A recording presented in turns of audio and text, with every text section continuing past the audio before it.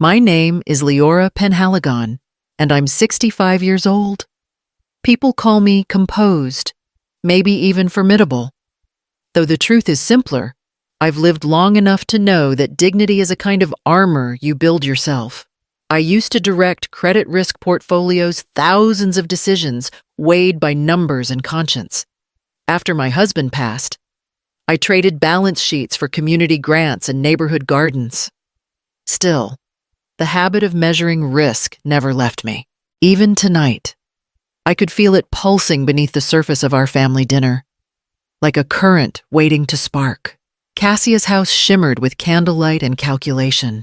Everything gleamed: the marble counters, the gold-rimmed glasses, the centerpiece of white lilies that cost more than my entire grocery budget.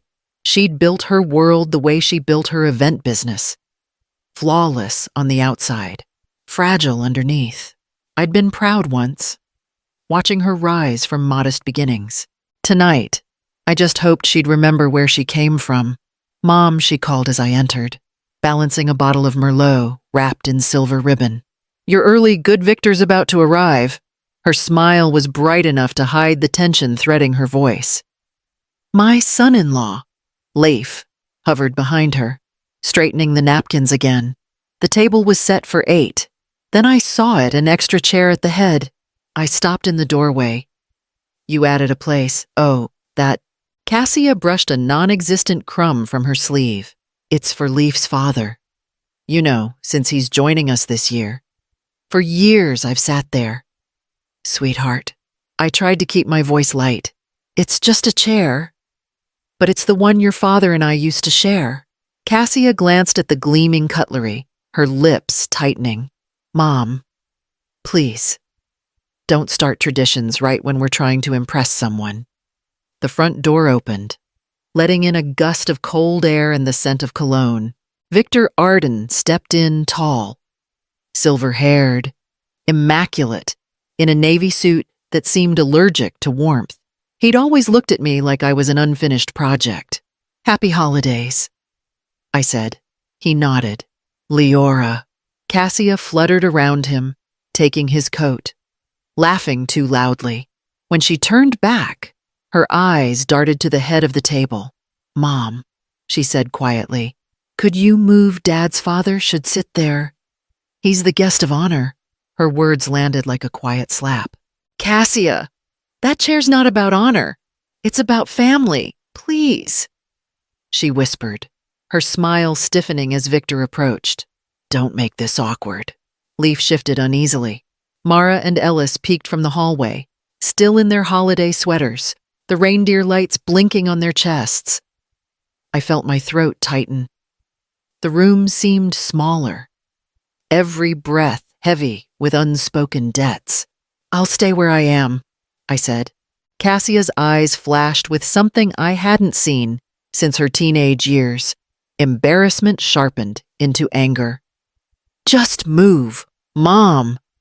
She reached out, a quick, nervous motion meant to hurry me aside, but the push had more force than she intended. My heel caught the leg of the chair, and I fell backward. The wine glass slipped from my hand, dark red spilling across my sleeve and onto the white linen like blood blooming in snow. For a moment, no one moved. Victor frowned. Leif stared at his shoes. Mara gasped, her small voice breaking the silence. I rose slowly, my knees trembling, my heart steadying itself by will alone. I straightened the napkin, wiped the wine, and gave Cassia a single nod the way a manager closes a file that no longer needs discussion. Then I walked to the far end of the table and sat down, a guest in the home my love had built.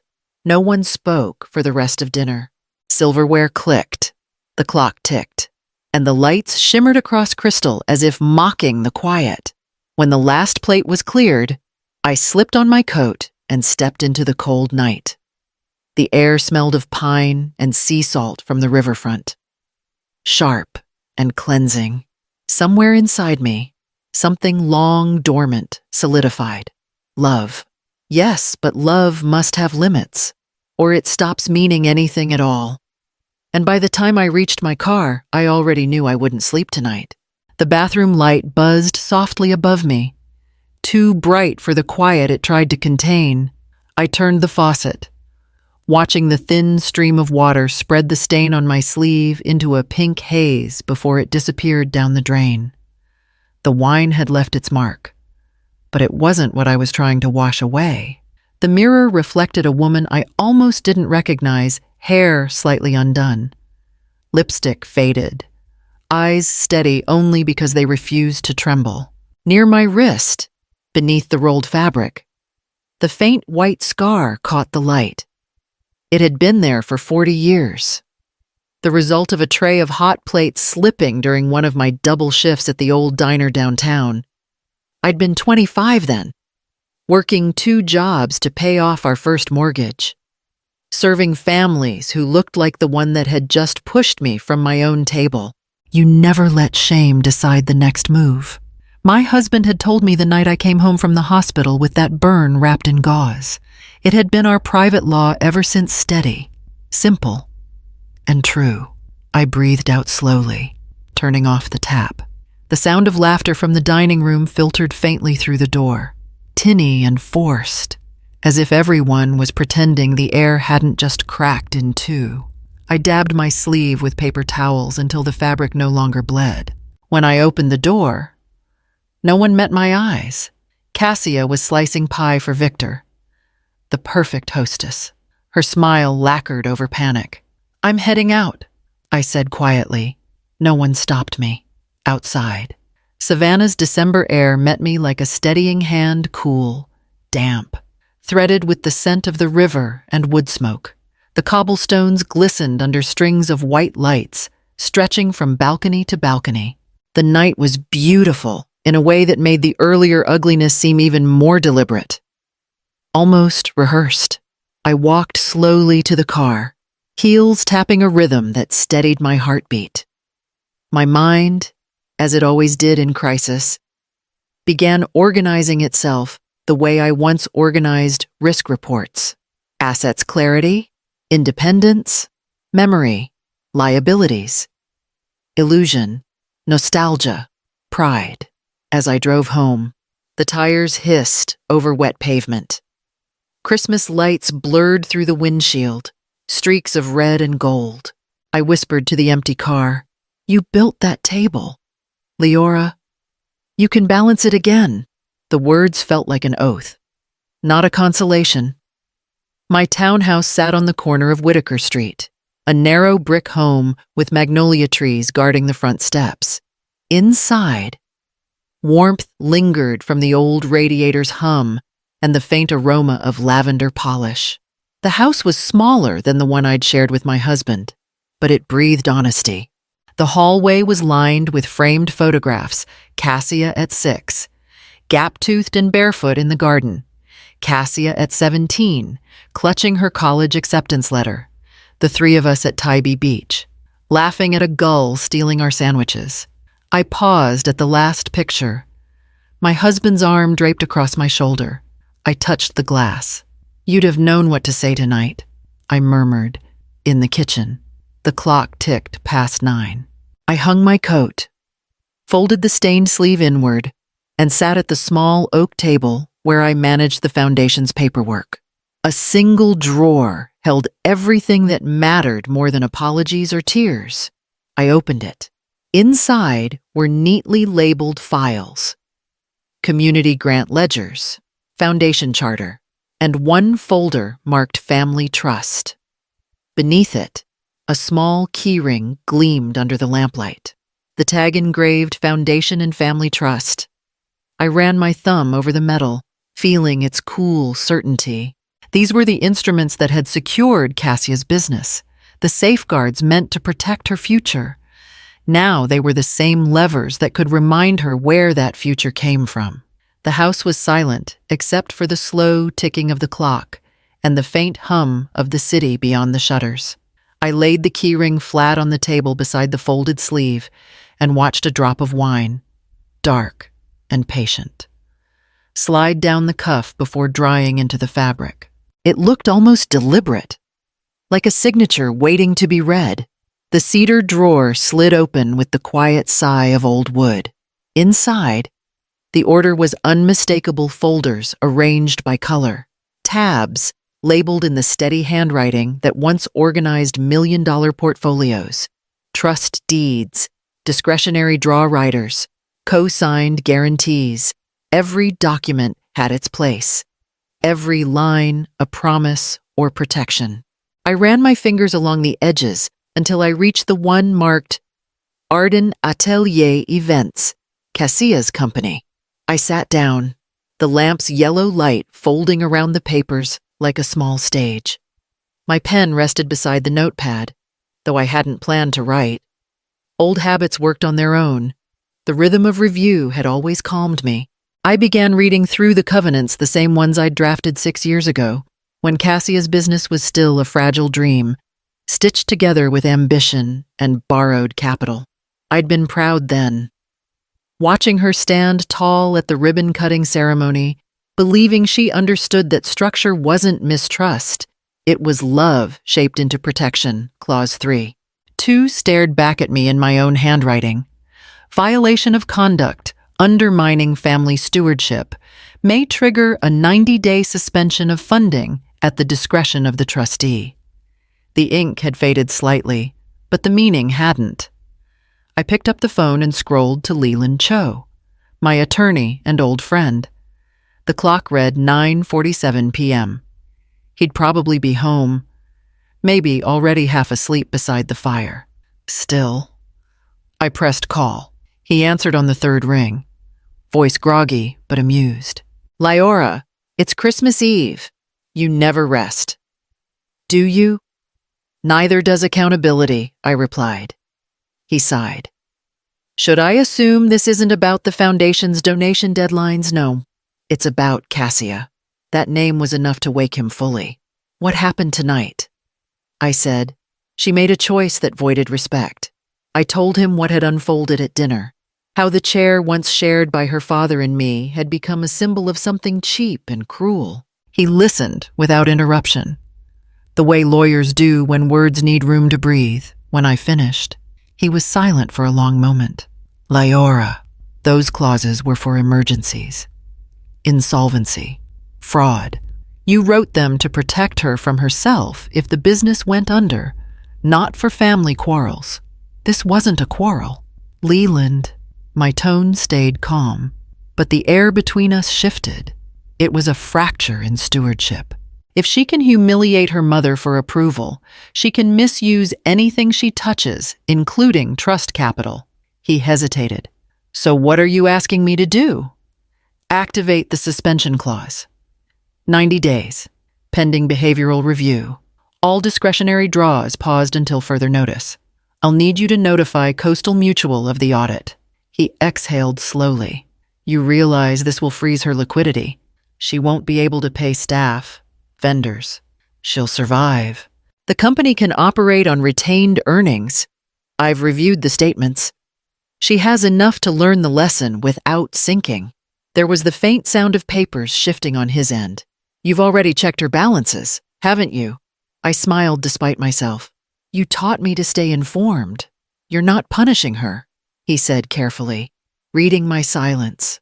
No, I'm protecting the meaning of support. If I let this pass, then everything we built the trust. The ethics becomes noise. She needs to see that love without discipline is just indulgence in disguise. The line stayed quiet for a while. Then he said softly, I'll file the notices before morning. Thank you. Before hanging up, I added, and please send a courtesy message to Dr. Remy Solis. Tell him I'd like a meeting to review all linked accounts before the new quarter. That's the chair of Coastal Mutual. Right. Yes. He respects order.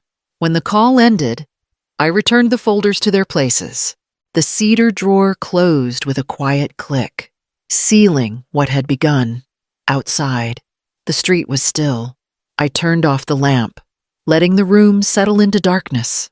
The faint scent of cedar lingered, sharp and clean, a reminder that boundaries, once drawn, had to hold. Morning found me at the same oak table, the air faintly scented with cedar and coffee gone cold. Papers lay before me like a landscape I knew by heart lines, clauses, signatures, the quiet machinery of order. I had written these covenants years ago in a moment of hope, not suspicion. They weren't weapons, they were boundaries meant to guide, not punish. I reread each one slowly, as if testing their pulse. Clause 1:1. All disbursements must align with the principles of stewardship and reciprocity. Clause 2.4. Transparency shall be the condition of grace. My late husband's voice drifted up from memory, calm and certain as ever governance. He used to say, "Is love with arithmetic?" That line had once made Cassia laugh. She'd been 16, studying business terms with me at the kitchen counter. Love doesn't need math.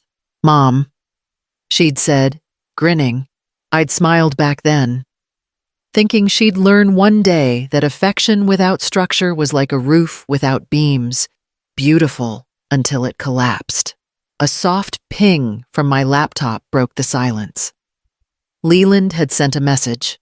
Call when ready to finalize the actions. I dialed immediately. Morning, Leora, he said, his voice more alert than the night before. I've reviewed the trust framework. Everything checks out. But before we sign the trigger letter, I need to ask, are you sure this isn't vengeance? I leaned back, letting the question breathe between us. No, Leland. Revenge wants pain. Governance wants clarity. He chuckled softly. You always did speak like a policy manual. Manuals prevent collapse, I replied. All right, he said. Let's make a sequence. Then, step by step, we spoke in the language of precision, mapping the response like a small orchestra tuning itself before a performance. First, I began. Suspend all joint accounts between the Foundation and Arden Atelier events. Any transfer requests must require dual authorization, mine and the independent auditors. Got it. His keyboard clicked. Second, notify escrow of the audit trigger. That will alert Coastal Mutual's oversight branch. They'll flag all pending vendor payments exceeding $10,000. Strict, but fair, he murmured. Third, I continued. Freeze discretionary trust draws for 90 days.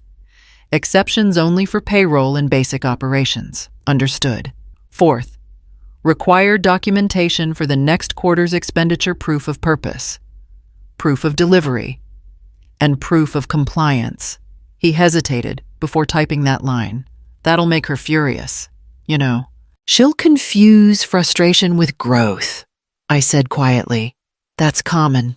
When he finished drafting the notice, he asked, anything else to add? I looked at the empty corner of the page, the space reserved for amendments.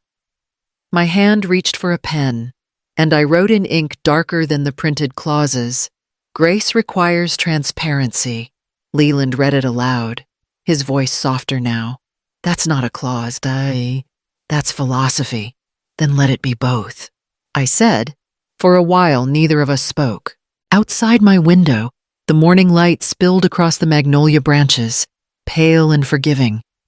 Somewhere down the street, the bells of St. Julian's began to toll slow, resonant, marking noon with the patience of something eternal. Leora, Leland said finally, you know this will change everything between you two. It already has, I replied.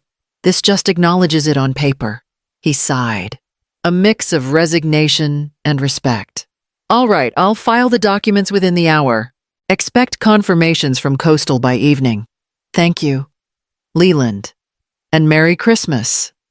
He gave a small, rueful laugh. Only you would deliver a financial reckoning as a holiday gesture. When the call ended, I stayed seated for a long time. The house was silent except for the ticking clock and the echo of the bells outside. I raised my mug of cold coffee, the bitterness grounding me, to consequences that educate.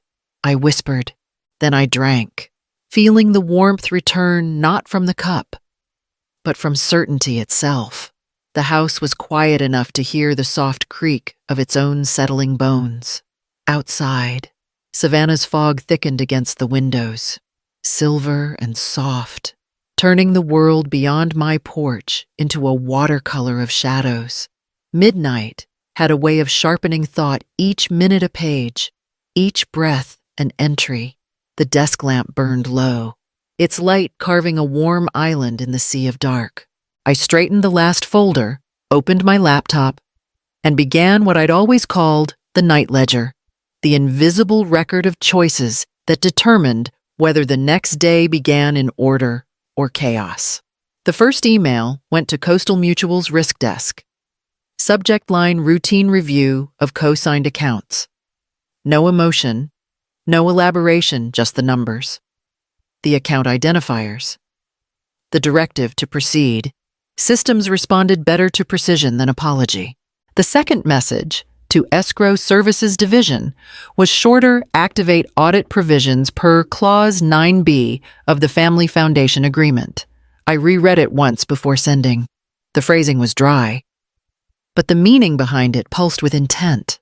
The third message, to the city's venue registry, was almost ceremonial: update occupancy insurance contacts for Arden Atelier events. The change would redirect all notifications through me until the audit closed. Cassia's name would vanish from that channel for now, quietly, without spectacle. When the last email whooshed into the digital ether, I stared at the screen for a moment longer than I needed to. The sent folder glowed like a sealed archive, each note dispatched not as a strike, but as a signal. I opened my phone. The cursor blinked against the emptiness of a new text. Words gathered, fell apart, and gathered again until only a single line remained. We'll talk when respect returns. I pressed send. The delivery confirmation appeared instantly. No reply. Pushing back from the desk, I stood and let the stiffness leave my shoulders. The old adding machine on the corner shelf ticked softly in the dark, as though memory itself had kept the rhythm of every calculation I'd ever made. Its ribbon was faded, the keys worn smooth from decades of decisions, some profitable, some painful, all deliberate. I walked to the porch. The floorboards cool beneath my feet. The air smelled of salt and rain. Across the yard, the potted magnolia leaned slightly toward the streetlight, its leaves slick with dew. Cassia had given it to me the year her business turned its first profit, an awkwardly grand gesture, delivered with laughter and a promise. Now you'll have a piece of me that grows. I brushed my fingers across a leaf. Bloom again, I murmured, but not for pretense. The words weren't anger. They were a benediction, a reminder that beauty meant nothing without roots. Back inside, I made a fresh pot of coffee, the bitter scent filling the small kitchen. The first sip steadied me. It had been years since I'd felt this specific kind of calm, the one that comes when decisive action replaces helplessness. On my desk, the documents waited neatly stacked, their signatures still drying. I added a note to the top of the file: status pending review. Then I closed the folder with both hands. Gently, like tucking a child into bed, outside. A lone car rolled down Whitaker Street, its headlights sweeping briefly through the windows before disappearing into the mist. I turned off the lamp and sat for a moment in the half-dark, listening to the hum of the city beyond the shutters and the faint ticking of the adding machine. For the first time in a long while, I didn't need to speak to be understood. The silence itself carried meaning: cool, exact, instructional. Some lessons couldn't be delivered through lectures or tears. Some required absence, the stillness that follows a line drawn too many times and finally held firm. And as the clock struck 1, I let that stillness do the teaching. Cassia's phone began to buzz before dawn had fully cleared the blinds. At first, she thought it was an alarm, an accidental snooze from the night before. But when she turned her head, the screen glowed like a warning light. 12 a.m. The phone vibrated again, harder this time, against the nightstand's glass surface. Then again, she blinked at the notifications crowding her screen. Merchant processor account review. Pending. Insurance carrier compliance documents required. Venue registry membership on hold. And one that made her chest tighten. City of Savannah occupancy inspection scheduled. Leaf, she whispered. He mumbled into the pillow. What's wrong? I think there's been some kind of glitch. She pushed the comforter aside and swung her legs out of bed. Her robe brushed against her skin like cold paper. The December light that filtered into the room was thin and merciless. By the time she reached the kitchen, her phone had buzzed 5 more times. She set it on the counter and poured water into the coffee machine with hands that wouldn't steady. She opened her inbox. The subject lines stacked like dominoes, dozens of emails marked urgent from vendors, banks, and compliance offices. Each one contained the same phrase, Governance Review under Covenant 3.2. Her eyes caught on the name in the sender line of the first message, Coastal Mutual, Risk Oversight Division. Her pulse climbed. Covenant 3.2. She remembered it vaguely. From the thick binder her mother once brought to her first investors' meeting, Leora had smiled then, proud but cautious. These clauses protect what you're building. Cassia, boundaries mean longevity. Cassia had nodded, half listening, half dreaming of marble centerpieces and chandeliers. Babe Leaf's voice came again, rough with sleep. You've been pacing. What's happening? She turned the screen toward him. Look, he rubbed his face. Squinting. Coastal Mutual, the foundation's bank. They're reviewing everything, the trust accounts, the insurance policies, even the occupancy license. Why, I don't know, she said quickly. Maybe it's automatic. The phone buzzed again, rattling against the countertop. This time, it was a call from one of her event partners. She ignored it. Then another call, then another. By 8:15, the coffee sat untouched. Her phone had logged 23 missed calls, 7 unread texts from clients, and 2 from her lead planner asking if payroll had bounced. Leaf ran a hand through his hair. This isn't normal, Cassia. What did you sign? Did you use your mother's foundation again? Her breath stilled. No, not directly. It's all connected through the trust. Just guarantees. Everyone does that, it's standard. He exhaled sharply. Not when your mother wrote the clauses. She opened another email. Per Governance Covenant 3.2. Your discretionary privileges are suspended pending audit. Please submit documentation verifying adherence to stewardship requirements. The words swam in front of her eyes. At 8:47, her merchant processor officially froze transactions. 3 of her upcoming weddings, her biggest revenue sources, were flagged for review. At 8:58, the Venue Consortium Board sent a message requesting clarification of her solvency. By 9:00, there were 47 missed calls. The same partners who had praised her last week were now demanding explanations. Her hands trembled as she set the phone down on the marble island. Leaf leaned against the counter, arms folded. You need to call her. I can't. Then call Victor. Cassia hesitated, then dialed. Each ring felt heavier than the last. She imagined him in his glass-walled office, the city skyline gleaming behind him, his phone lighting up with her name. The call rang 4 times before cutting to voicemail. This is Victor Arden. Please leave a message. Victor, it's me, she said softly. Something's happening with the accounts. Please call me back. She lowered the phone and stared at it in silence. The sunlight had shifted across the kitchen floor, illuminating a small stain of red wine on her sleeve, the one she'd tried to scrub away the night before. It hadn't disappeared. It had just dried into permanence. The drive to Victor's estate was silent, except for the tires whispering over wet asphalt. The December air was gray, the kind of cold that dulled color and sharpened memory. Cassia clutched the steering wheel as if it might steady her pulse. The wrought iron gates opened without question. His guard knew her car, but the gesture felt more like tolerance than welcome. Inside, The mansion gleamed as always marble floors, chandeliers like frozen rain, the faint scent of cigar smoke and citrus polish. Victor was already seated in the sunroom, a folded newspaper on his knee, a glass of mineral water beside him. He didn't rise when she entered. "Victor," she began, her voice careful. "I need your help. The foundation froze our accounts, my accounts. Clients are calling nonstop. You must have some influence with Coastal or the consortium." He turned a page of the newspaper without looking up. "Influence isn't a remedy for negligence." "Cassia," her throat tightened. "Negligence. You know I've worked for everything I've built." He folded the paper, finally meeting her eyes.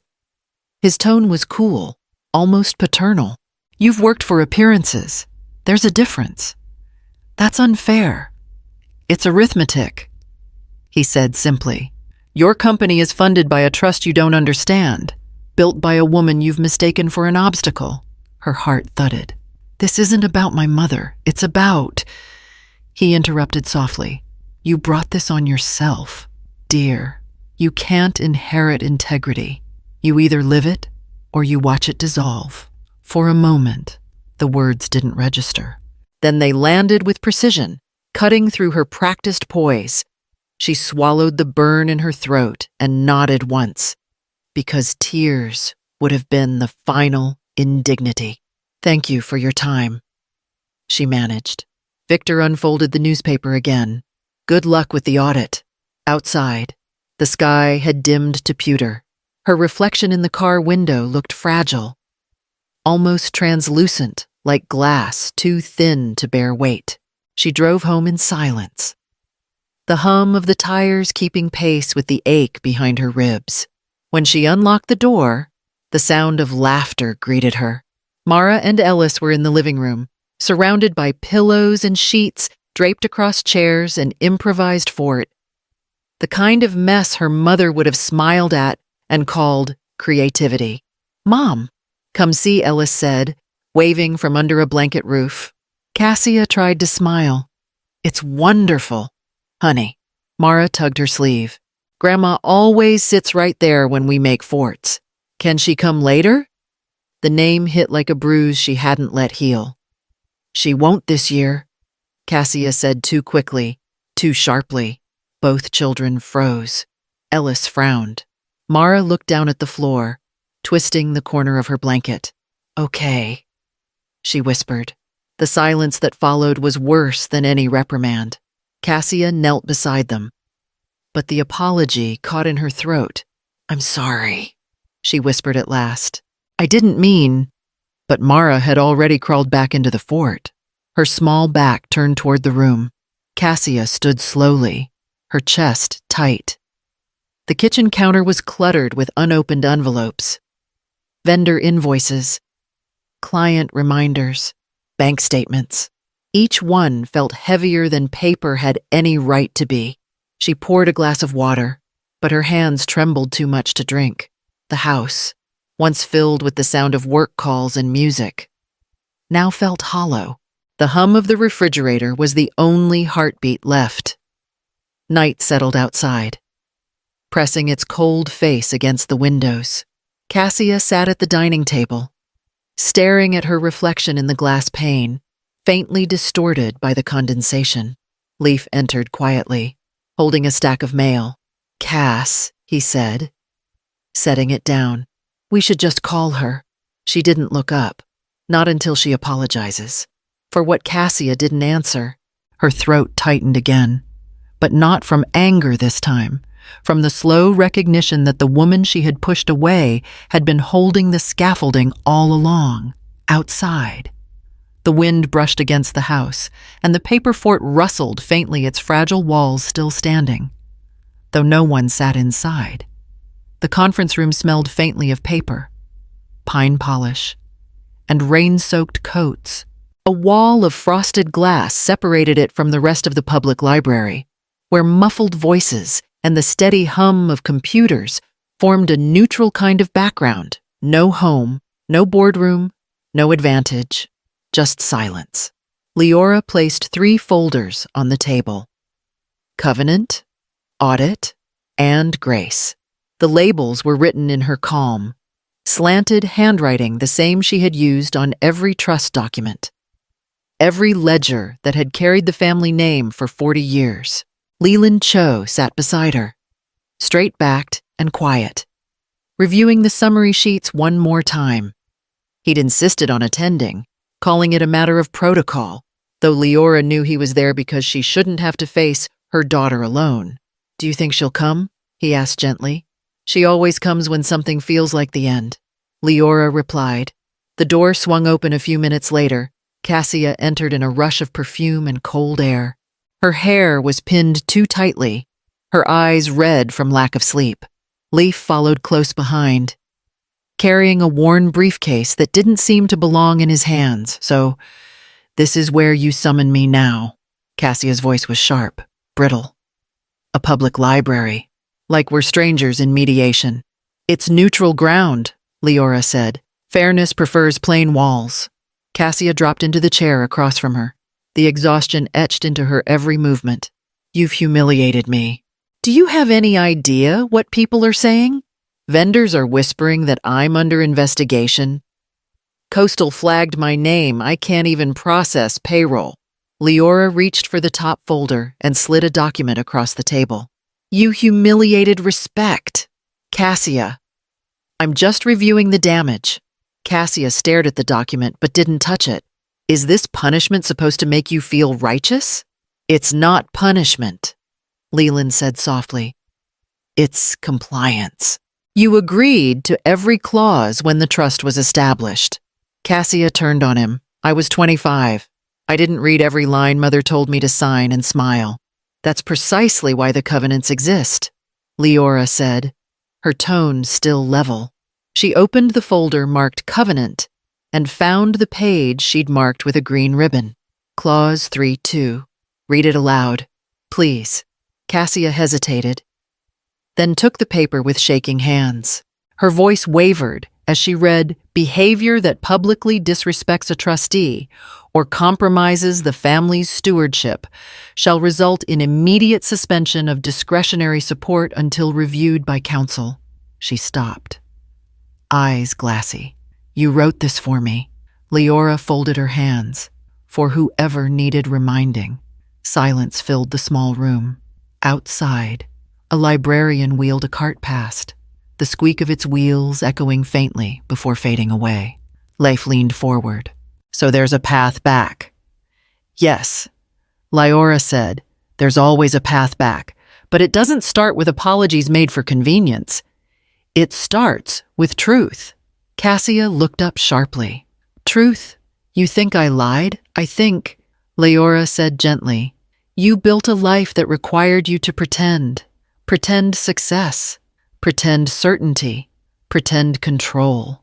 You forgot that stewardship isn't about perfection. It's about accountability." Leland closed the audit folder and adjusted his glasses. "The foundation isn't revoking anything permanently. The suspension will lift after review.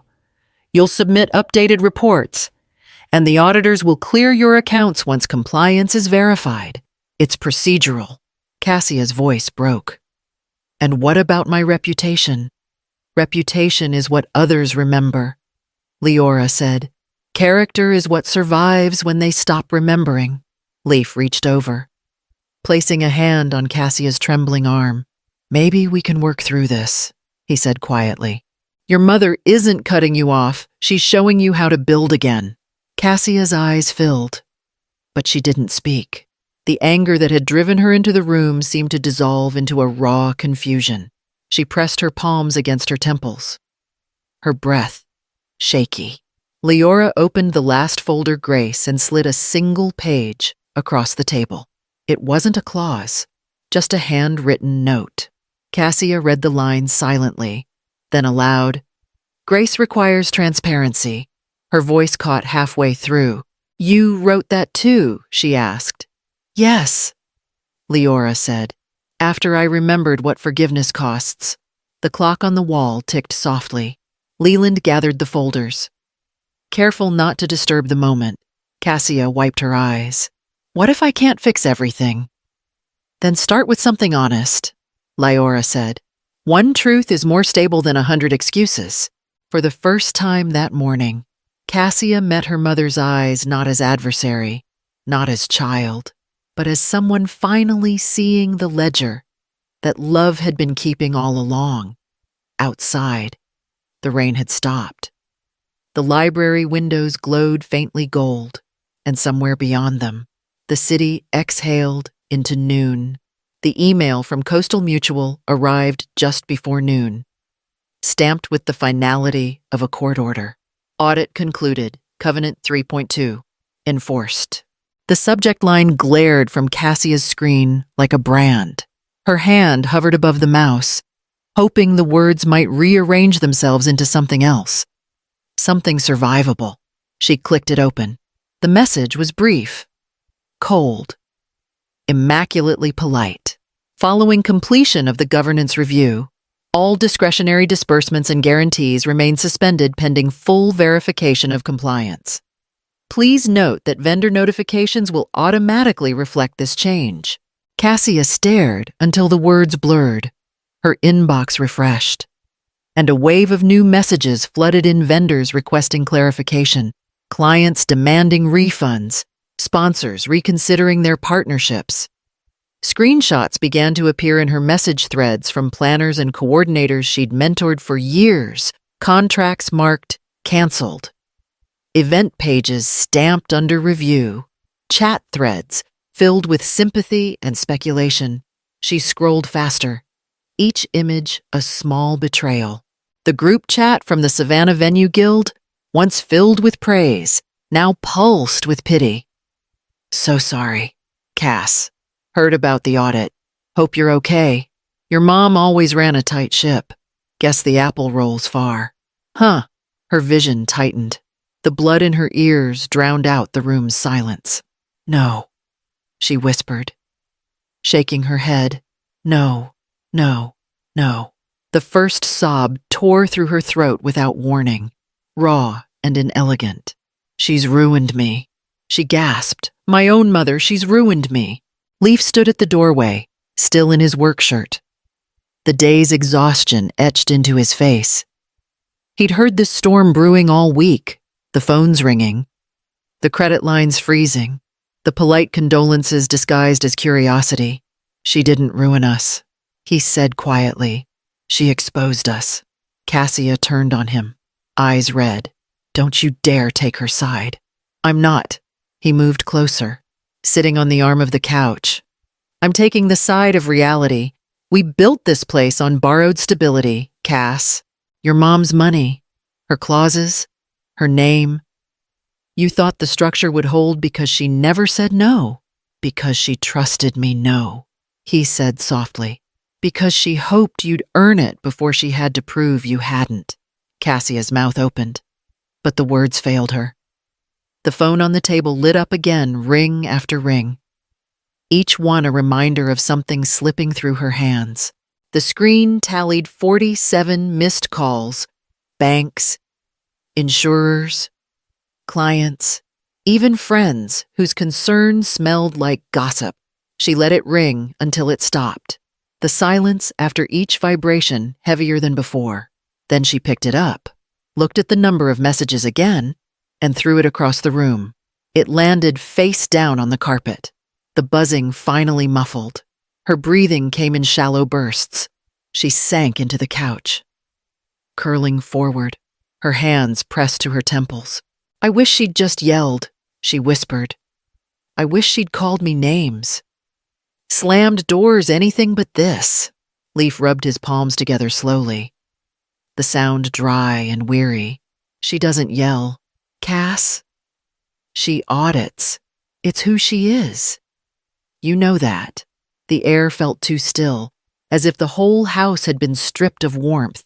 In the corner, Mara's paper fort still stood from the night before, slumped slightly, its towers of tape and colored paper sagging inward.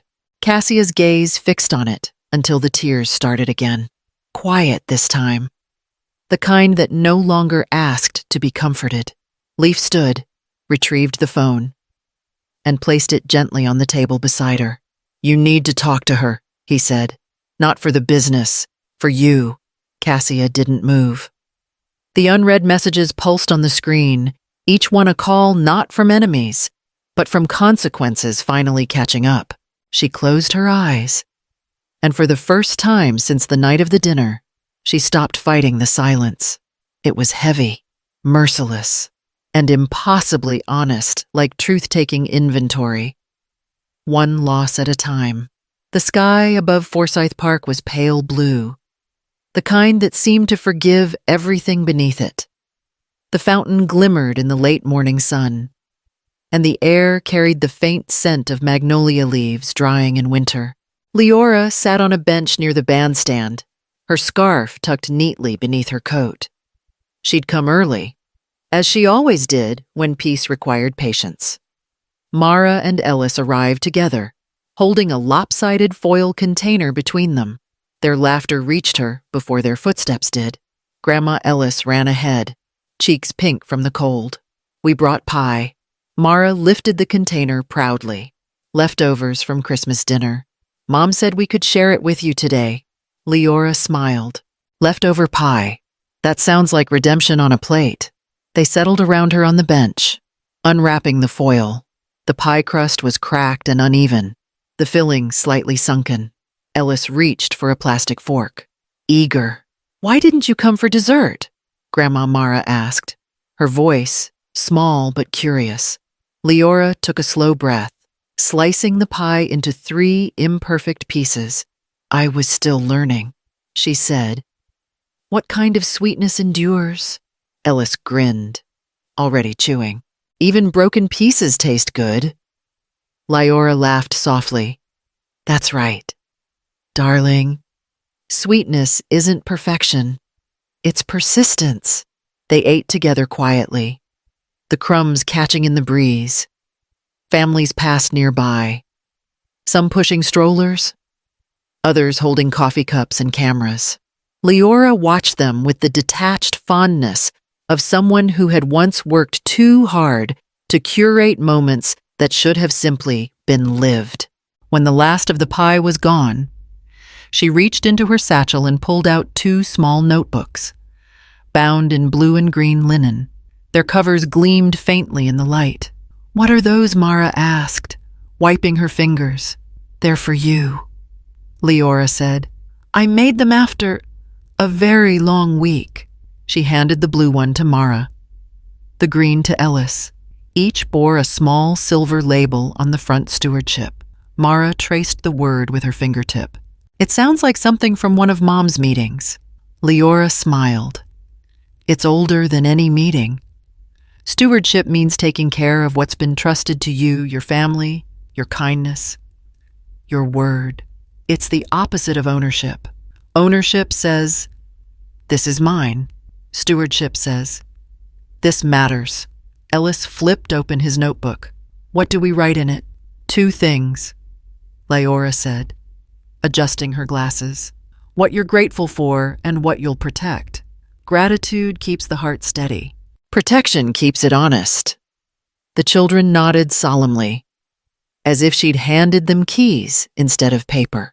Mara scribbled the first words immediately. Grateful for Grandma's Pie Day. She hesitated before adding, protect the people who teach me nicely, not loudly. Leora's chest tightened. She reached over, tucking a strand of hair behind Mara's ear. That's a beautiful start. Ellis drew a crooked sun and wrote underneath it, protect the garden, even the worms. Leora laughed so softly it almost turned to tears, especially the worms. She said, they spent another hour feeding crumbs to the ducks and sketching trees in the margins of their notebooks. When it was time to go, Leora folded the foil around the empty pie tin and placed it carefully in the trash. She wanted to leave no trace, but not forget what had been shared. Will you come next week? Mara asked as they started toward the car. I'll be here, Leora said. But next time, you bring the pencils. We'll make a list together. As they waved and ran ahead, she looked down at the spot where they'd sat 3 small impressions on the park bench, side by side. The smallest one still had a crumb on it. She brushed it away and whispered to the quiet air, "May boundaries become heirlooms, not fences." The fountain behind her splashed softly, steady and eternal. As if agreeing, the late afternoon light fell in long, deliberate strokes across the floor of Leora's foundation office. Stacks of reports rested neatly on one side of the desk, each marked with a small green tag, while the faint hum of the old radiator filled the silence with its gentle rhythm. She was reviewing grant proposals for a literacy program when a soft knock interrupted her focus. Her assistant, a young man named Noel, appeared in the doorway. "Miss Penhaligon, there's a Mr. Arden here to see you." Leora looked up, surprised but composed. "Send him in, please." Victor Arden entered as though stepping into unfamiliar terrain. He was dressed impeccably. As always, dark suit, understated cufflinks. But there was a hesitation in his posture, a subtle uncertainty in the way his gaze moved across the room. He stopped a few feet from her desk, the faintest hint of discomfort in his voice. "I thought I'd find you still working," he said. "You did," she replied. "Though I can't imagine you came all this way just to confirm my habits." He offered a small, humorless smile. "I expected you'd demand I fix things for Cassia." Leora closed the folder in front of her and leaned back. "No, Victor, I've stopped asking men to fix what discipline can teach." He studied her for a moment, perhaps searching for the sharpness he was accustomed to in business dealings. But her calm disarmed him. It left no space for argument, only reflection. "I didn't come to talk about her," he said finally. "I came to see how you managed to stay composed through all this." She gave a quiet laugh. "That's not composure, that's arithmetic. You stop cushioning every fall, and eventually gravity does the teaching. Enablers are softer cliffs." Victor murmured, echoing her tone. "Exactly. I stopped cushioning her falls," Leora said. "I used to mistake softness for love, but love without structure breeds entitlement. This audit, this pause, it isn't punishment. It's equilibrium." Victor shifted in his chair, unbuttoning his jacket. The light caught the silver in his hair. "You make dignity sound like a dividend." "Because it pays compound interest," she said, her mouth curving in something that wasn't quite a smile. "When you invest and respect theirs, it grows quietly in the background. It's not dramatic, but it never defaults." He chuckled under his breath. "You speak like someone who's spent a lifetime balancing more than numbers. I have. Emotions have ledgers too. Some debts you forgive, some you write off. But you never stop reconciling." For a while, neither spoke. Outside, a group of volunteers passed by the window, carrying boxes of winter coats to the donation bins. Their laughter filtered faintly through the glass, honest, unguarded. The sound of people who'd never forgotten where they came from. Victor followed Leora's gaze. "You built this from nothing, didn't you?" "Not nothing," she said. "I had experience in loss. That's a strong foundation when you use it right." He nodded slowly, a trace of respect softening his face.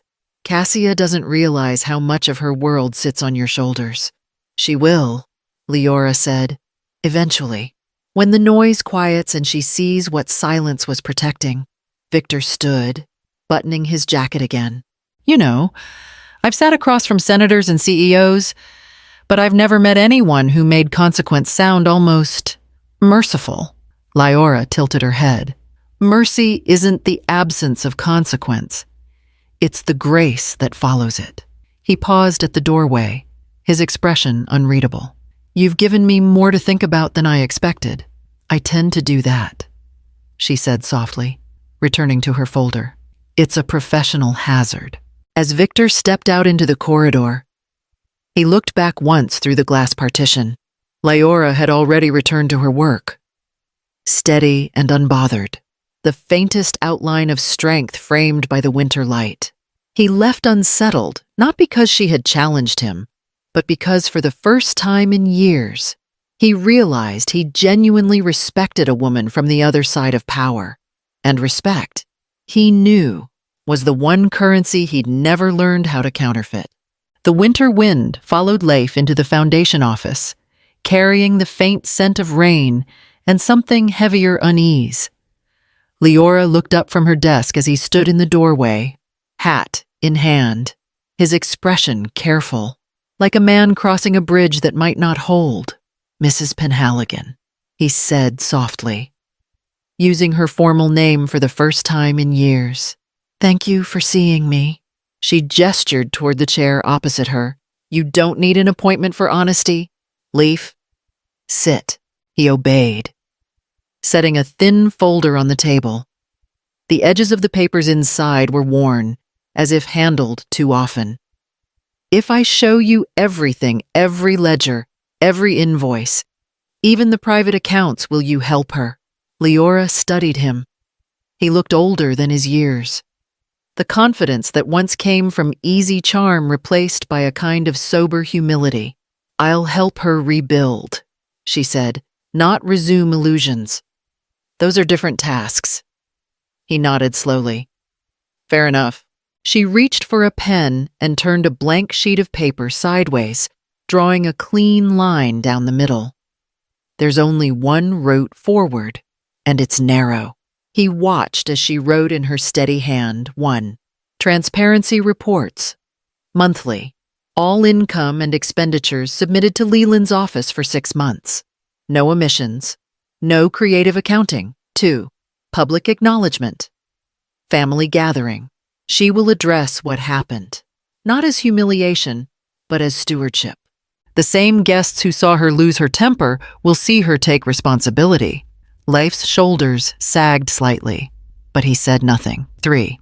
Stewardship program, 6 months. Under Leland's oversight. Leora continued. She'll attend review meetings, manage foundation-funded projects, and prove fiscal judgment before any discretionary funding returns. When she finished, she slid the paper across to him. "Do this." And the accounts reopened gradually. No windfalls, no shortcuts. Leif picked up the paper. His eyes moved over the words as though they might rearrange into something easier. "She'll see this as a surrender." "It's not surrender," Leora said. "It's structure. People confuse freedom with exemption. But discipline is the door she's been circling for years. It's open, she just refuses to walk through." He exhaled, the weight of the paper settling in his hands. "And if she doesn't agree, then the audit remains active," Leora said calmly. "No penalties. Just pause." He rubbed his thumb against the edge of the page. "You sound like you've already accepted she'll resent you for this." "She resented me long before this," Leora replied. "Now, at least, her resentment has terms." For a moment, the only sound was the soft ticking of the wall clock and the shuffle of a volunteer cart outside the door. Then Leif said quietly, "Maybe this time, we'll earn the roof above us." Leora looked up, surprised by the phrasing. He offered a small, weary smile. "Cassia built a beautiful house, but it always felt borrowed. Maybe structure will finally make it ours." She nodded. That's the right way to see it. When he stood to leave, he paused at the threshold. "She won't admit it," he said, "but she's afraid you'll stop loving her." "I never stopped," Leora said. "I just stopped underwriting her denial." Leif hesitated, then tucked the paper carefully into his coat. The door clicked shut behind him. Leora sat for a long while afterward, the pen still resting where she'd set it down. The ink drying beside the last words she'd written. Structure is the only door love doesn't break down to enter. The office was quiet, except for the rhythmic sound of the old adding machine. Click, roll, pause, click again. Its faded beige keys bore the polish of years, and the tape unfurled like a confession across the desk. Cassia sat alone beneath the low amber light. Sleeves rolled, hair unpinned, The exhaustion on her face softened by concentration. The machine had once belonged to her mother. Leora had used it for decades. Its mechanical patience a counterpoint to every storm of uncertainty. Cassia had almost thrown it away once, thinking it obsolete. Now she treated it like a metronome, measuring not just numbers but her own contrition. Click, click. Each column she reconciled revealed something she hadn't wanted to see. Unrecorded gratuities, forgotten reimbursements, inflated floral invoices that looked harmless until strung together. She rubbed her temple, whispering under her breath, "I didn't steal, I just never counted." The distinction felt paper-thin, yet she clung to it. Numbers didn't accuse, they clarified. The more she totaled, the more she realized her business hadn't fallen from sabotage, it had decayed from neglect. One unchecked decimal at a time. She took a deep breath and opened a new document on her laptop. The words came slower than the numbers. "Dear Mr. and Mrs. Harlow, I owe you more than a refund. I owe you acknowledgement. Your deposit was spent under assumptions I should have verified. I will make it right, but more than that, I will not repeat the same mistake. Thank you for your patience, and for reminding me that professionalism begins where pride ends." Her fingers hovered before she pressed send. Then she moved to the next, one by one. She drafted letters, some formal, others personal, a florist in Charleston, a photographer in Tybee, a rental vendor she'd once dismissed with an impatient email. Each message felt like turning over a stone and finally letting air reach what had been festering. By midnight, her inbox chimed. A reply from the Harlows. "We appreciate your honesty more than the deposit. Everyone makes errors, but not everyone takes responsibility. When you reopen, call us. We'd still like you to plan our daughter's wedding." The words blurred as her eyes filled. She pressed a hand to her mouth. The first real tears she'd shed since the audit began, not of shame this time, but of recognition. She looked at the adding tape curling across the desk. The ink smudged where a drop of water, no, a tear had fallen. It left a small, blurred patch over one of the totals. But she didn't tear the strip away. She let it stay, imperfect and honest. The next line of figures came out clean. Click, click, subtotal, confirm. The machine's rhythm steadied her pulse. Its sound no longer mechanical, but almost human, each strike a heartbeat echoing discipline, not defeat. When the clock on the wall struck 2, Cassia leaned back and stared at the ledger. For the first time, the numbers balanced, not because she had forced them to, but because she had stopped pretending they already did. The night outside was still, the city lights faint through the fog. Cassia tore the used section of adding tape and pinned it to her corkboard, a reminder, not of ruin, but of recalibration. She whispered to the empty room, her voice steady, almost reverent. "Every number tells a story. I'm finally ready to read mine. A year can turn a house into a mirror." Every polished surface in Cassia's dining room reflected both what had changed and what remained. The chandelier still shimmered.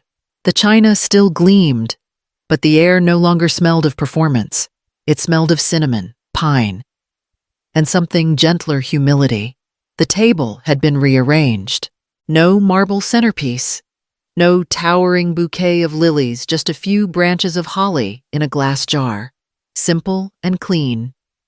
And at the head, where last year's tension had begun, stood a folding chair, lightweight, unadorned, waiting. Cassia adjusted the napkins, her hands steady. Leaf came from the kitchen carrying a tray of roasted vegetables, his expression quiet, measured. Mara and Ellis followed behind, their laughter threading through the silence like light breaking through curtains. "Grandma's coming, right?" Ellis asked. "She is," Cassia said. "And this time, we're going to listen more than we talk." Mara nodded solemnly, as if she understood more than her years should allow. At 7 sharp. The doorbell rang. Cassia wiped her palms on her apron and opened the door. Leora stood there, wrapped in a dark coat, snow dusting her shoulders. The years hadn't softened her presence, but they'd refined it like glass that had been through the fire once and learned not to shatter. "Merry Christmas, Mom," Cassia said quietly. "Merry Christmas, dear." They embraced briefly, carefully, but there was warmth where hesitation used to live. Inside, the family rose instinctively.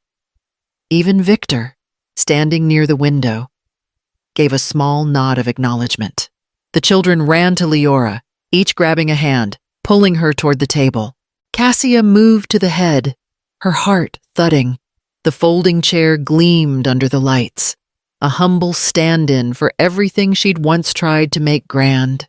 She drew a breath and let her voice carry.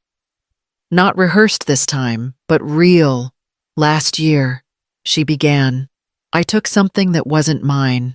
I called it a seat, but it was more than that. It was the space where respect should have lived. Tonight, I'm returning it." She reached for the chair and lifted it gently, turning toward her mother.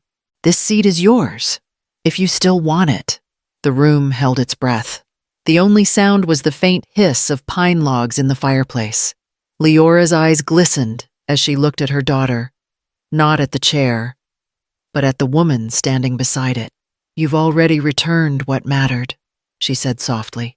Then she smiled, a small, steady curve of peace. "But if you don't mind, I'd rather sit beside you."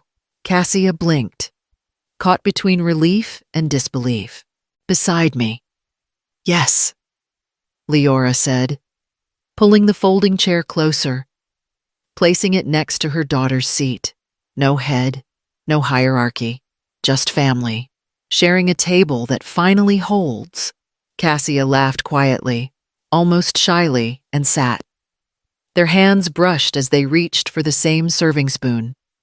For the first time in years, the gesture didn't feel awkward. It felt like punctuation after a long, unfinished sentence. Dinner unfolded without ceremony. The children talked about school projects. Victor praised the roast, and Leaf poured wine without commentary. Every sound, the clink of cutlery, the hum of conversation felt earned.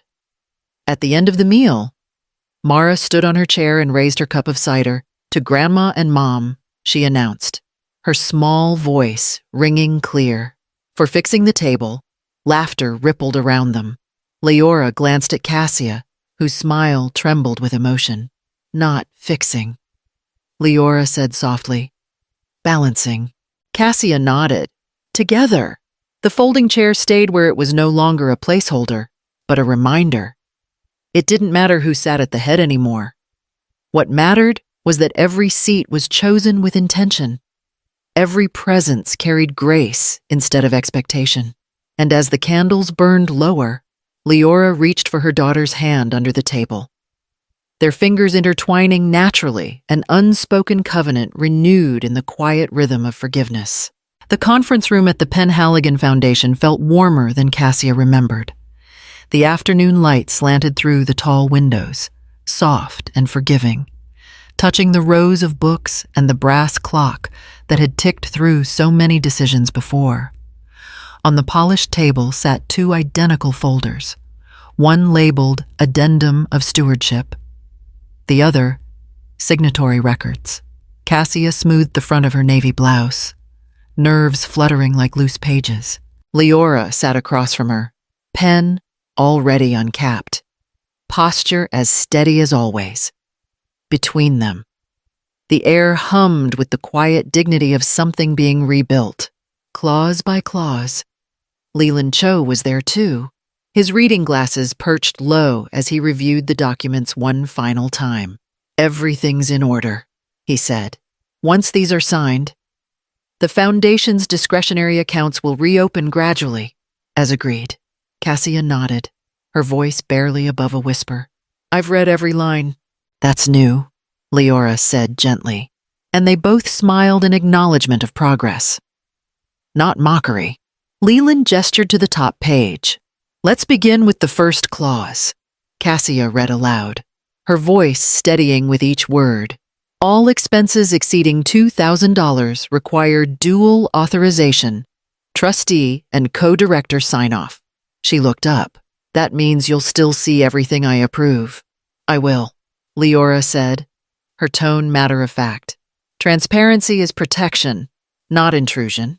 The next section followed quarterly ethics workshops for leadership and staff, focusing on stewardship, equity, and accountability.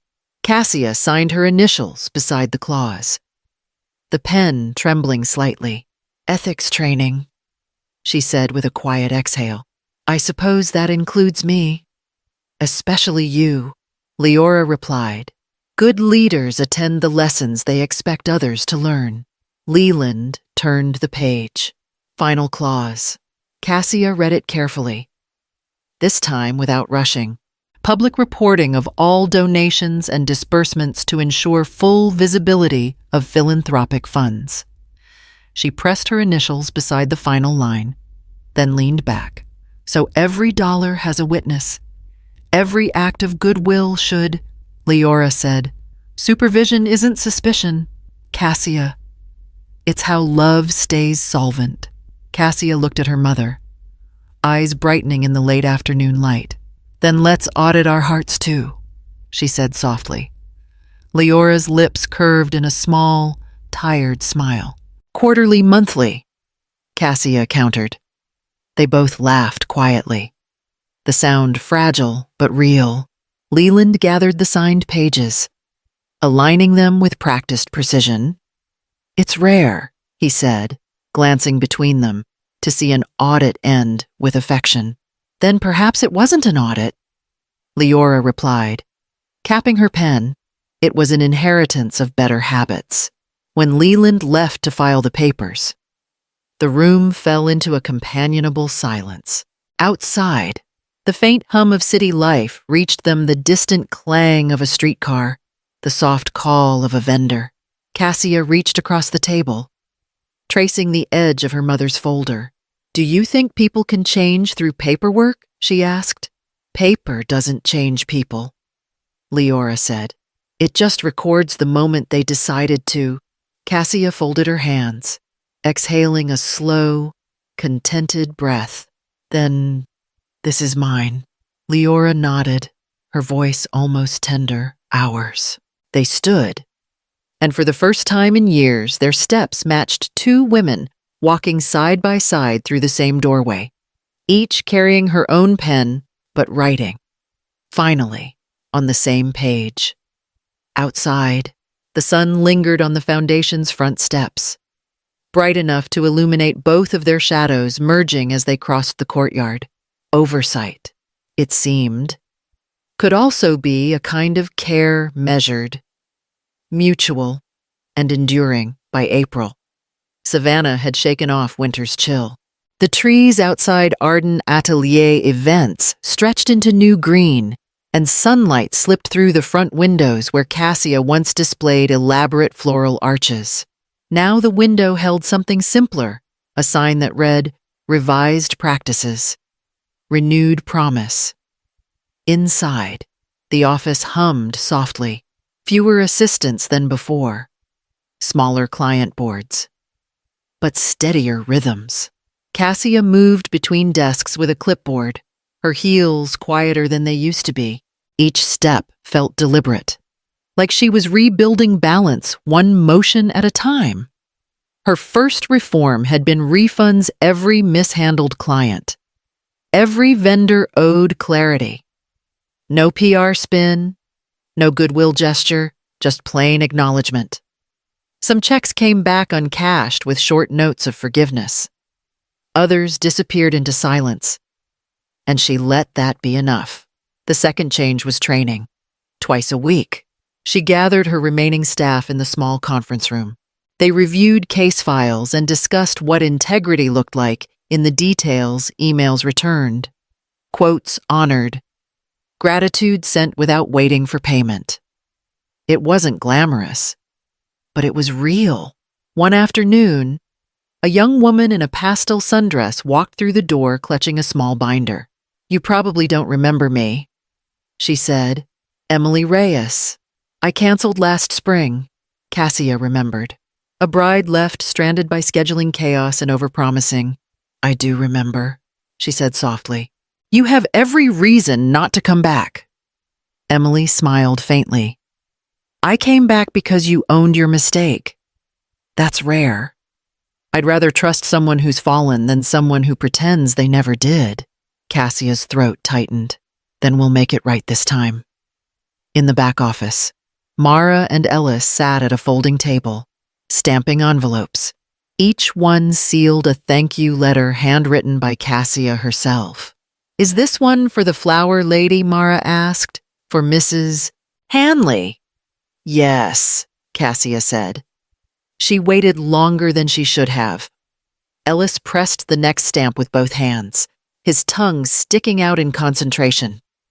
"Grandma says small things build big trust," he declared. "She's right," Cassia replied, sliding another letter into its envelope. Every thank you counts. That afternoon, Leora arrived quietly, a paper bag from the cafe down the street in one hand. She didn't come as a trustee or overseer, just a mother bringing coffee. Cassia looked up from her invoices, surprised but not startled. "You're early," Cassia said. "I wanted to see the place while it's working," Leora answered, setting down 2 cups. They sat in the break room, surrounded by stacks of folders and the faint scent of roasted beans. The silence between them wasn't empty anymore. It was companionable, earned. Cassia stirred her coffee slowly. "You were right," she said at last. "Humility's the most expensive tuition." Leora smiled, eyes soft with something like pride, and the only degree worth keeping. They didn't toast or make promises. They just sipped their coffee while the hum of a nearby printer filled the room. Steady as breath. In the front office, Mara's laughter drifted in as she counted envelopes aloud, and Cassia leaned back, letting the sound settle through her like sunlight across paper. Trust didn't announce its return with applause. It came back quietly, in the work of small things, exactly where it had been lost. The December light came soft through the lace curtains, carrying the smell of cinnamon, baked apples, and the faint trace of pine needles. Another Christmas had arrived at Cassia's house quietly, without the spectacle of last year. The table was longer now. A few borrowed chairs mismatched around the edges, but no one seemed to mind. There were no name cards this time, no assigned seats, no hierarchy disguised as hospitality. The rule was simple: anyone who serves may sit at the head. Leora moved carefully through the room, setting down a pitcher of cider, her silver hair glowing in the candlelight. Cassia watched from the kitchen doorway, her hands dusted with flour, smiling as laughter rippled around the table. Leaf was telling a story that made the children giggle so hard they nearly tipped their cups. Even Victor, seated at the far end, let out a reluctant chuckle. Dinner began not with a toast, but with movement, everyone passing plates, pouring drinks, tearing bread. The sounds of gratitude replaced speeches. Leora lingered near the side, content to observe. It was enough to see her daughter steady, her grandchildren bright, her family held together by something stronger than obligation. Then a small tug came at her sleeve. "Grandma," Mara whispered, her eyes gleaming. "It's your turn." Leora looked down at her, startled. "My turn for what, darling?" "To sit there." Mara pointed to the head of the table, the folding chair, the same one Cassia had once lifted a year ago in apology. It still stood at the head, humble as ever, its metal legs shining faintly in the firelight. Before Leora could protest, Cassia rose from her seat, wiped her hands on a napkin, and joined them. Together, mother and daughter carried the chair forward. Cassia's voice was calm, certain. "This table's strong enough for everyone who built it. Leora hesitated only a moment before sitting down. The chatter quieted, as if the whole house was exhaling. For the first time, her presence at the head didn't symbolize control or seniority, it represented completion. The long equation of love and structure had balanced itself. From her pocket, Leora drew something small and brass, the old adding machine key she'd carried for decades. Its surface was worn smooth from years of balancing accounts, of building both a business and a life from arithmetic and care. She turned to Mara, who watched with rapt attention. "When you sign for someone someday," Leora said softly, placing the key in her granddaughter's palm, "add a clause that protects both hearts." Mara nodded solemnly, the key glinting between her fingers. Laughter resumed, gentle and full. Cassia poured more cider. Leaf reached for another roll, and the room filled again with the warmth that had once been fractured. Outside, the night deepened, wrapping the house in gold and quiet. Inside, the table glowed beneath its string of modest lights. No throne, no pedestal, just a place wide enough for everyone to belong. Leora leaned back, watching her family's faces illuminated in the soft glow. Love, she thought, no longer needed to shout to be heard. It had found its rhythm in structure, its peace in proportion, and its permanence in the small, shared work of staying whole.